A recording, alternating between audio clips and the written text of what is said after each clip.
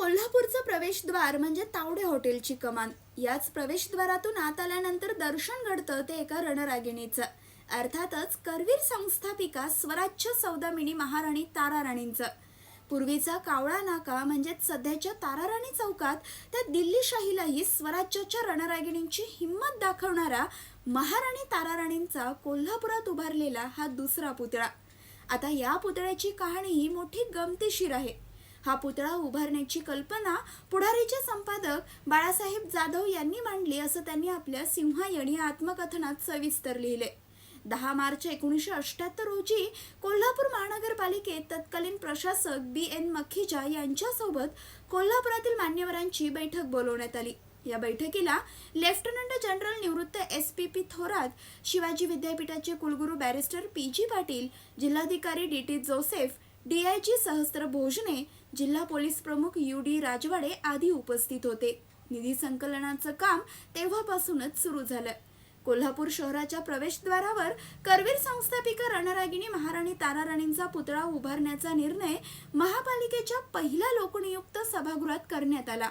ताराराणींचं हे शिल्प साकारण्याची जबाबदारी अत्यंत देखणे पुतळे घडवणारे कोल्हापूरचे शिल्पकार दिवंगत रवींद्र मेस्त्री यांच्यावर सोपवण्यात आली.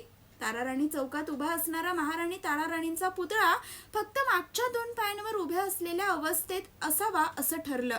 अशा 2 पायांवर उभ्या घोड्याचा तोल सांभाळत त्या घोड्यावर स्वार असणारी नंगी तलवार हाती घेतलेल्या आक्रमक रूपातील महाराणींचं शिल्प कसं साकारायचं याबद्दल ज्येष्ठ उद्योजक दिवंगत विश्वासराव शेळके, ख्यातनाम इंजिनियर दिवंगत RS नानाबेरी, डिझाईनचे कोलॅबरेशनचे विजय शिंदे, श्री सबनीस यांच्यात बरीच चर्चा झाली.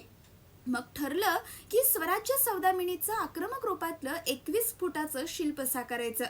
या पुतळ्याचं क्ले मॉडेल, व्हॅक्स मॉडेल आणि वेल्डिंग ही कामं उद्यम नगरातील विजय कोथळकर यांच्या फॅब्रिको या वर्कशॉपमध्ये, तर ओतकाम विश्वासराव शेळके यांच्या कोल्हापूर ऑटो वर्क्समध्ये करण्यात आलं. तोल राखण्यासाठी घोड्याच्या मागच्या 2 टापांना लोखंडी पट्ट्या जोडून त्या खाली कॉन्क्रीटनं चबुतऱ्याला जोडण्यात आल्या आणि अंतिमतः हा उधळलेल्या घोड्यावर स्वार असणाऱ्या रणसौदामिनीचा पुतळा उभारण्यात आला. राजधानी दिल्ली आपल्या कोल्हापूरच्या उत्तरेकडे आहे, म्हणूनच हा पुतळा उत्तराभिमुख उभा केलेला आहे.